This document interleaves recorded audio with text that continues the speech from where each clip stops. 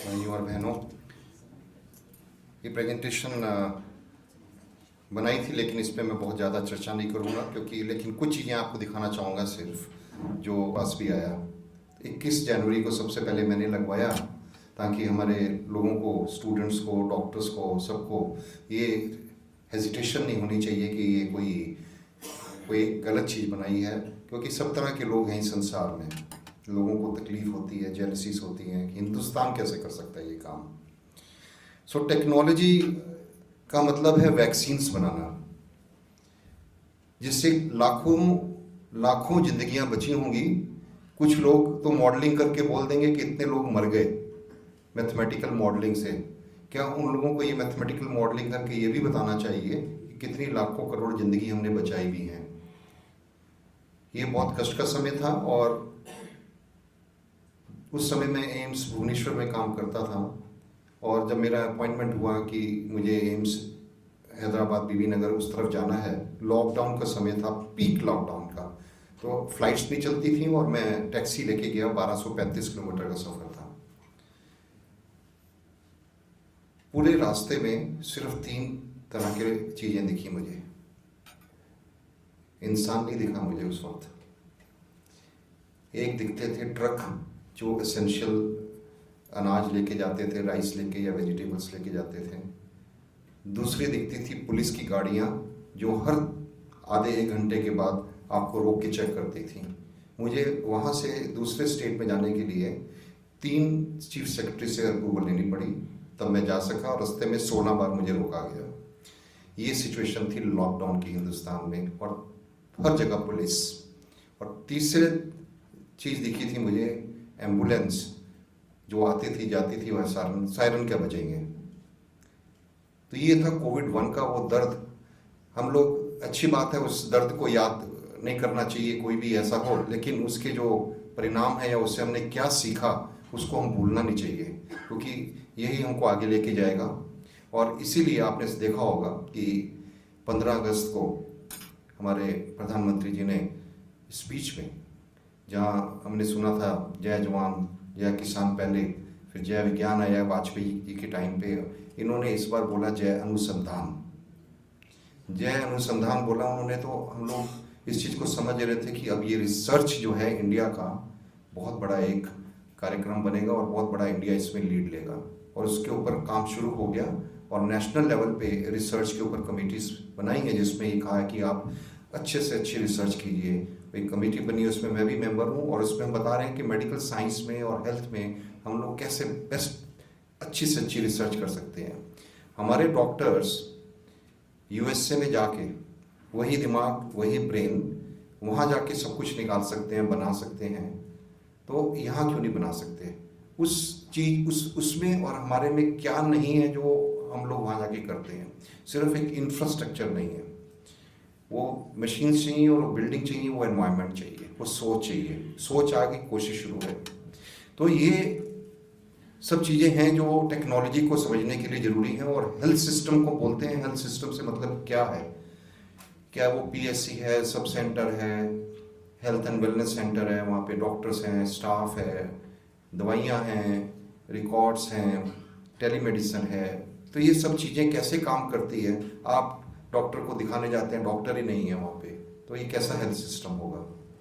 दवाई लेने जाते हैं तो वो कहता है आउट ऑफ स्टॉक है, कैसा हेल्थ सिस्टम होगा?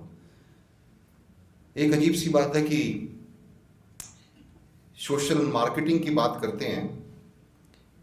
मैं हिंदुस्तान के नॉर्थ में काम करता था, और पढ़ाई मैंने वेस्ट में की, और फिर ईस्ट में कई साल एम्स भुवनेश्वर रहा, और अभी मैं साउथ में हूँ। तो नॉर्थ ईस्ट, साउथ वेस्ट सब जगह का कल्चर और सिस्टम्स को भी देखा, और इस जर्नी में ये काफ़ी कुछ समझ आया।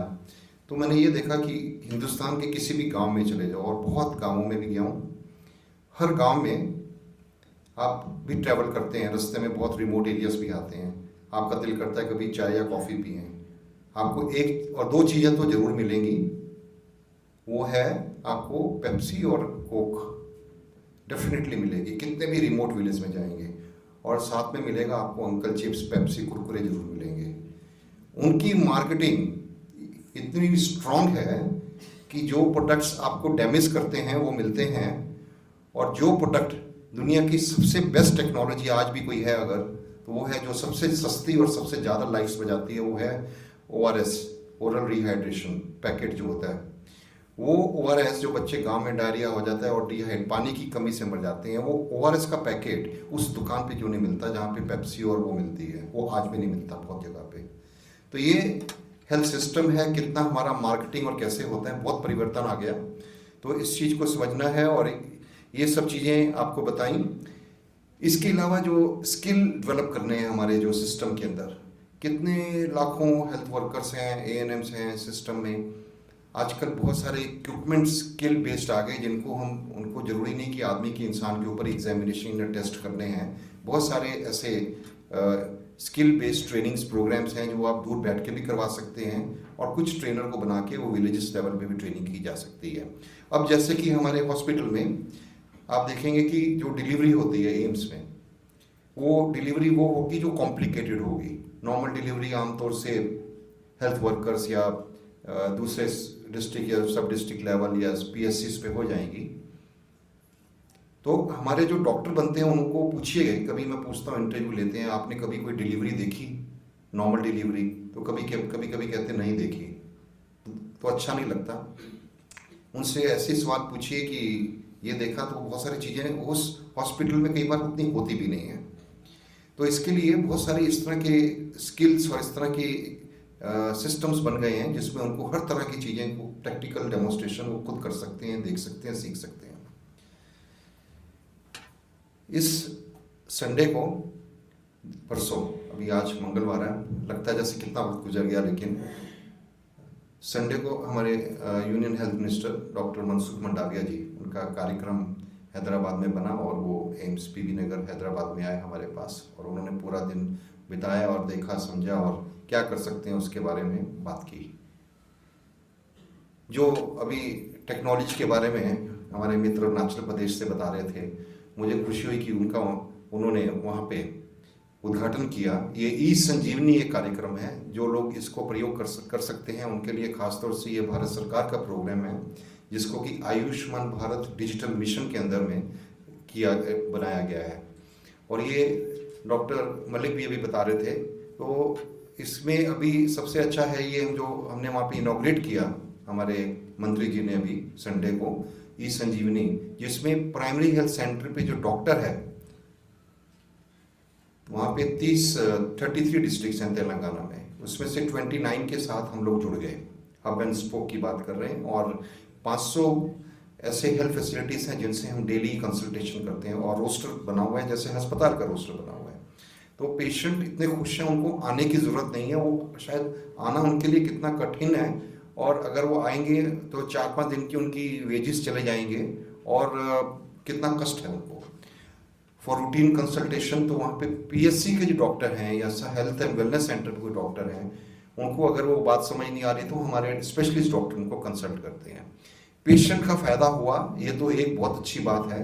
तो डॉक्टर से पूछा आपको क्या फ़ायदा हुआ, तो डॉक्टर बोलते हैं कि हम, उनकी भी ट्रेनिंग हो गई, उनको जो बात समझ नहीं आ रही थी वो भी बार बार पूछ के डॉक्टर, सीनियर डॉक्टर से, स्पेशलिस्ट डॉक्टर से, उनकी भी नॉलेज बढ़ गई। तो ये लोगों को बहुत फ़ायदा है, और इस चीज़ को मंत्री जी ने अभी उद्घाटन किया। एक और बहुत अच्छा कार्यक्रम समझाता हूँ आप सबको, क्योंकि ये कुछ दिन की बात है, ये आप सब पे लागू हो जाएगा। वो है ABDM आयुष आभा, जिसका अभी जिक्र किया। आभा क्या है? Ayushman Bharat health account. ये एक नंबर है, जैसे आपके पास आधार कार्ड का नंबर है, ऐसा ये नंबर अभी आपके कियोस्क लग जाएंगे हर जगह पे। जैसे एयरपोर्ट पे पहले आपको प्रिंट करना पड़ता था कार्ड फ्लाइट में जाने के लिए, बोर्डिंग पास, तो अभी आपके मोबाइल पे ही आप जाते हो, आप प्रिंट नहीं करते। इसी तरह से आप वहाँ पर PNR नंबर डालते हो एयरपोर्ट पे, और आपका प्रिंट, वो बोर्डिंग पास आ जाता है। ऐसे ही आपके अभी हॉस्पिटल में लगे होंगे ये, आप अपना नंबर डालिएगा, जो भी आपको नंबर मिल जाएगा, और आपका OPD कार्ड प्रिंट होके आ जाएगा, और 2 किलोमीटर की लंबी अस्पताल की जो लाइन है वो ख़त्म हो जाएगी। वो एक बहुत बड़ी समस्या का समाधान हो जाएगा। और इसके अलावा बचपन से लेके आज तक का जो भी आपका हेल्थ रिकॉर्ड है, ईच एंड एवरीथिंग उसके अंदर लोड हो जाएगा। आप ढूंढते हैं, फाइल में लगाते हैं अपने और मिसप्लेस हो जाते हैं, तो ABDM आवा जो है उसके अंदर आपको पूरा का पूरा रिकॉर्ड मिल जाएगा, आपको क्या तकलीफ थी, और आपको लेके जाने की जरूरत नहीं है। जिस डॉक्टर को दिखाने जाएंगे उसके पास उसके कंप्यूटर पे वो सारा रिकॉर्ड होगा, आपको डिटेल उसको सब मालूम पड़ जाएगा कि आपको क्या तकलीफ थी और क्या नहीं है। तीसरा, आप ये भी मंत्री जी ने अभी लॉन्च किया संडे को, ये सब आयुष्मान भारत डिजिटल मिशन के अंडर में। तीसरी चीज़ है QR कोड। मैं अभी भी जब आया तो यहाँ पे इसके ऊपर भी ये बना है QR कोड, तो इसको स्कैन किया तो पूरा सेवा इंटरनेशनल के बारे में ज्ञान हो गया क्या है।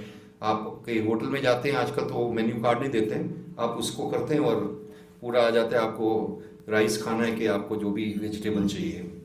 तो ये भी आजकल एक फैसिलिटी आ गई, इसको लॉन्च करेंगे आपका पूरा डिटेल्स आ जाएगा। और हेल्थ मैनेजमेंट इंफॉर्मेशन सिस्टम भी ऐसा हो गया, कैशलेस हो गया, वो भी सिस्टम बन जाएगा जिसके अंदर आपको आपकी रिपोर्ट भी आपकी मोबाइल में आ जाएगी। नहीं तो पेशेंट को एक बार 5-5 बार चक्कर लगाने पड़ते थे। तो ये है टेक्नोलॉजी का यूटिलिटी। तो ये सब चीज़ें अभी इस रविवार को हुई हमारे साथ, तो इसलिए मैंने सोचा आपके साथ ये शेयर करते हैं। ये एक हमने हैदराबाद में उस एरिया में अपने एम्स के साथ बहुत अच्छा प्रोग्राम किया है, और सेवा इंटरनेशनल भी इस तरह का काम चलाती है कि हमारे पास एक गाड़ी है और हमने बहुत सारे विलेजेस को अडॉप्ट कर लिया। फैमिली अडॉप्शन प्रोग्राम अभी NMC ने शुरू किया है, ताकि स्टूडेंट को समझ आए कि परिवार होता क्या है, फैमिली की क्या प्रॉब्लम्स होती हैं हेल्थ की। तो ये विलेजेस अडॉप्ट किए हैं जिसमें हमारे डॉक्टर्स और नर्सेस वहाँ गाँव में जाते हैं और उनका टेस्ट करते हैं। उन लोगों को नहीं मालूम कि उनको डायबिटीज़ है कि हाइपरटेंशन है, उसी गांव में वहीं टेस्ट करते हैं, वहीं दवाई देते हैं। और वो लोग, और मीडिया कई बार अपने आप ही लिखता है, लोग पूछते हैं कि आप क्यों आते हो यहाँ पे, एम्स के डॉक्टर यहाँ पे क्यों आए। तो अभी ये तो 5 साल में एक बार आते हैं लोग हमारे पास, तो आप हमारे पास बार बार आ जाते हैं। इस तरह का पब्लिक का विचार है, इस तरह की सोच है कि लोग हमारे पास आते हैं और आके हमारे लिए हमारा इलाज करते हैं। तो ये है इस तरह की चीज़ें। अब सबसे इस तरह का बहुत सारे टेक्नोलॉजी आ गई, जैसे अगर आप सोचें कि इस टाइम पे एक तरफ हमारे पास टेक्नोलॉजी है, डॉक्टर्स हैं, और एक तरफ हजारों लाखों गांव है देश भर में, वहाँ पे टेक्नोलॉजी कैसे पहुँचेगी। जब मैं चंडीगढ़ में काम करता था तो वहाँ पे काफ़ी एडवांस्ड सिटी है और पर कैपिटा इनकम अच्छी है। तो वहाँ के एडोलेसेंट स्कूल्स के अंदर मैं देखता कि बच्चों को उनके खाने का बिहेवियर चेंज हो गया। स्कूल में जो कैंटीन्स हैं उनके अंदर जो है क्या मिलता था, पिज़्ज़ा मिलता है, बर्गर मिलता है, और जो सब्जी और जो घर की चीज़ें थी वो मिलती नहीं थी। मदर भी सोचती थी 20 रुपये 10 रुपये ले लो, वही खा लेना, कौन बना के दे। तो अब बच्चों का एडिक्शन हो गया पिज़्ज़ा और ये फास्ट फूड के साथ, जंक फूड के साथ। उनका 15% हमने 102 स्कूलों में प्रोग्राम उस टाइम चलाया 20 years back. Then 15%, 14% of the adolescents were obese. मैं वहाँ पे लोगों को समझाया कि अपने स्कूल की कैंटीन्स को चेंज करें। फिर मैं उड़ीसा में उसमें चला गया तो बहुत ट्राइबल एरियाज हैं, रिमोट। वहाँ पे ICMR के साथ एक हमारी स्टडी थी, वहाँ पे टेस्ट किया। तब मैं बोलता था कि ये हिंदुस्तान में जो है ये मोटापे की प्रॉब्लम बढ़ जाएगी, हम अंडर न्यूट्रिशन की बात करते हैं, लेकिन लोग कहते थे डॉक्टर साहब यहाँ तो इतनी कुपोषण, ये आप कैसी बातें करते हो 20 साल पहले। ट्राइबल एरिया के अंदर उनके खाने पीने में क्या हुआ, उसके अंदर भी वो बदलाव जो चंडीगढ़ में मैंने देखा था 20 साल पहले, उस रिमोट जहाँ पे पहुँचना इनएक्सेसिबल की बात करते हैं, वो चेंज वहाँ पे भी आ गया। उस जगह पे भी डायबिटीज़ और हाइपरटेंशन शुरू हो गया। वही लोग जो गांव और ट्राइबल एरिया में हैं, जब किसी इंडस्ट्रियल एरिया के पास है, उनका डायबिटीज़ 8 टाइम्स बढ़ गया, उनका कोलेस्ट्रॉल और बीमारी इतने टाइम्स बढ़ गई। अभी ये हमने इसको समझने की कोशिश करनी चाहिए कि ऐसा क्यों हो रहा है। ये आप सबके, आपके, हमारे बच्चों के साथ भी, और आने वाले समय में मैं इसलिए बोल रहा हूँ कि अभी 10%, 20% पॉपुलेशन गांव के अंदर भी डायबिटिक और हाइपरटेंशन हो गई, और उन लोगों को मालूम नहीं लगता। उनको कब मालूम लगता है, जब उनकी पैरालिसिस हो जाती है या कॉम्प्लिकेशन, किडनी खराब हो जाती है, और वो आएंगे टर्शरी लेवल बिग हॉस्पिटल में। क्या ये आप एम्स और हमारे कितने भी मेडिकल कॉलेज हैं, क्या वहाँ पे हम ऐसे ही मरीजों को इलाज करेंगे, या हम ऐसा कुछ टेक्नोलॉजी बनाएं कि गांव के पहले ही उनको मालूम पड़ जाए कि आपको डायबिटीज़ भी है और आपको हाइपरटेंशन भी है और आपका ये कोलेस्ट्रॉल है। इस तरह के इक्विपमेंट्स बन रहे हैं, ऐसे भी बन रहे थे। मैं पीछे मोहाली गया, वो आँख में देखेंगे तो वो बता देंगे कि इसको डायबिटीज़ की वजह से रेटिनोपैथी हो गई कि नहीं होगी, आँख के जो अंधापन हो जाता है जिसकी वजह से। तो बहुत सारी चीज़ें हैं। अभी सीटी स्कैन भी मोबाइल आने वाला है कुछ दिनों में, और वक्त के साथ बहुत अच्छा हुआ, लेकिन एक टेक्नोलॉजी का मिसयूज़ भी बहुत हुआ। हरियाणा में जब पीजीआई में था, जब अल्ट्रासाउंड का जमाना जब नए नए आए थे, उस जमाने में जो ये टेस्ट करने की बीमारी शुरू हुई थी, लड़का है लड़की की, तो गांव के अंदर खासतौर से हरियाणा में और वेस्टर्न यूपी में ये जो काम शुरू हुआ है लेट 80s में, तो कितनी जेंडर इम्बैलेंस हो गया और कितना रूल्स एक्ट्स बनाने पड़े उस चीज़ को। और डॉक्टर मलिक जो हैं खुद इस काम में काफ़ी सालों से लगे रहे, बेटी पढ़ाओ बेटी बचाओ, और उसके रिजल्ट्स एक बार डैमेज हो गया पब्लिक हेल्थ में, उसको वापस लाने में डिकेड्स निकल जाते हैं। अब जाके जेंडर जो है लेवल जाके ठीक हुआ, और इन लोगों ने हरियाणा सरकार ने, और इन्होंने उनके सलाहकार थे मलिक साहब, तो इसके लिए आप इनके इंट्रोडक्शन में भी आपने सुना होगा। तो ये आपको मैं इसलिए बता रहा हूँ कि टेक्नोलॉजी कभी कभी बहुत ख़राब भी करती है, इसके लिए भी हमें केयरफुल रहना है और इन चीज़ों से बचना है। और अभी कोविड के बाद हमने देखना है कि हमारे हेल्थ सिस्टम कैसे अच्छे हों। बहुत सारा इम्प्रूवमेंट हो गया अभी, और जो मैटरनल मोर्टेलिटी रेट की डॉक्टर साहब बात कर रहे थे कि बहुत हाई है उत्तरांचल में। मैं पिछले 30 साल से जब स्टूडेंट था तब भी बोलते थे 500-400 है औरतें मर जाती हैं डिलीवरी के बाद। कितने साल तक यही नंबर चला, कभी किसी ने सोचा ही नहीं हिंदुस्तान में कि माँ मरती है, जन्म के बच्चे को देते हुए मर जाए तो मर जाए। किसी ने मैटरनल हेल्थ के बारे में इतनी चिंता नहीं की। लेकिन पिछले कुछ वर्षों में आप देखिए, 10-15 वर्षों में इतने तरह के प्रोग्राम आए, इतनी ट्रेनिंग हुई, डिलीवरी ऑलमोस्ट सब डिलीवरी सभी अस्पतालों में होने लग गई या सब सेंटर पे हो रही हैं। तो पहली बार आप देखेंगे कि अक्सर आप ट्वीट करते हैं, देखते होंगे कि मैटरनल मोर्टेलिटी रेट इंडिया में पहली बार 100 के नीचे आ गई। वो जो 500 की बात बता रहा हूँ 97 हो गई। और मैं देखा हेल्थ मिनिस्टर साहब ने और पीएम साहब ने खुद उसको ट्वीट किया हुआ है, उसमें आप देखिएगा। ये बहुत बड़ी अचीवमेंट है। अभी जो हमारे बच्चे मर जाते थे अंडर 5 न्यू बॉर्न, ये बच्चे इन्फेंट मोर्टेलिटी 1 साल के बच्चे, वो भी बहुत इम्प्रूवमेंट हो गया है। तो हमारा हेल्थ सेक्टर में काफ़ी रिफॉर्म्स हुए हैं और इस वक्त गवर्नमेंट का बहुत फोकस है हेल्थ के ऊपर। सो मैं उम्मीद करता हूँ कि ये जो टेक्नोलॉजी की बहुत सारी चीज़ें आ रही हैं, नई नई मेडिसिन आ रही हैं, नए नए इक्विपमेंट्स आ रहे हैं, टेली कंसल्टेशन, वीडियो कंसल्टेशन, तो ये सब चीज़ें कनेक्ट कर रही हैं हम सबको। और इस चीज़ को भी समझना चाहिए कि ये दूसरा वर्ड है इक्विटी। इक्विटी क्या है? सबको बराबर की अपॉर्चुनिटी मिलनी चाहिए और सब सर्विसेज सबको बराबर तक मिलनी चाहिए। अब उसमें मेल फीमेल का डिफरेंस हो सकता है, रिच पुअर का हो सकता है, हिली नॉन हिली एरिया हो सकता है, रूरल अर्बन हो सकता है। तो बहुत सारे डिफरेंसेस, इनइक्विटेबल, इनएक्सेसिबल, इस तरह का डिफरेंसेस की वजह से उनके हेल्थ इंडिकेटर, सोशल इंडिकेटर्स में भी फर्क आता है। ये एक लेवल सबका विद इन नॉर्मल रेंज आना चाहिए, एक ही रेंज में, ज़्यादा डिफरेंस नहीं होना चाहिए। और हम लोगों ने देख रहे हैं कि नॉर्थ ईस्ट पे भी अभी काफ़ी फोकस हो रहा है और काफ़ी डेवलपमेंट हो रही है। और सुनते हैं तो एक प्रोग्राम हमने रिक्वेस्ट की है, अगर कोई संस्था हमको सहायता करनी चाहे तो उनसे है। मैंने अभी एक प्रपोजल भेजा है भारत सरकार को कि नॉर्थ ईस्ट में जो मेडिकल स्टूडेंट्स हैं और जो MBBS करते हैं, MD कर रहे हैं वो, और हमारे एम्स में, हमारे यहाँ पे हैदराबाद में जो स्टूडेंट्स हैं वो लोग यहाँ पे आएँ, रिसर्च करें, सीखें। रिसर्च करना मतलब टेक्नोलॉजी डेवलप होगी। टेक्नोलॉजी कहाँ से आएगी? रिसर्च के बाद आएगी।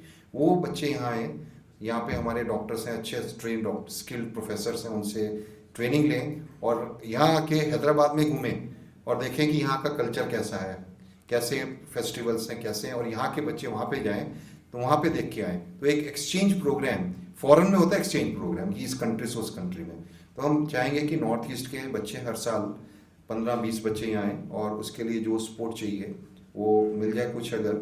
और इससे जो है हमारा अंडरस्टैंडिंग एंड टेक्नोलॉजी एडवांसमेंट और भी ज़्यादा होगा। इन शब्दों के साथ मैं अपने स्पीकर्स का सबका बहुत बहुत धन्यवाद करता हूँ और आपने मुझे बुलाया इसके लिए भी आप सबका बहुत धन्यवाद। नमस्कार।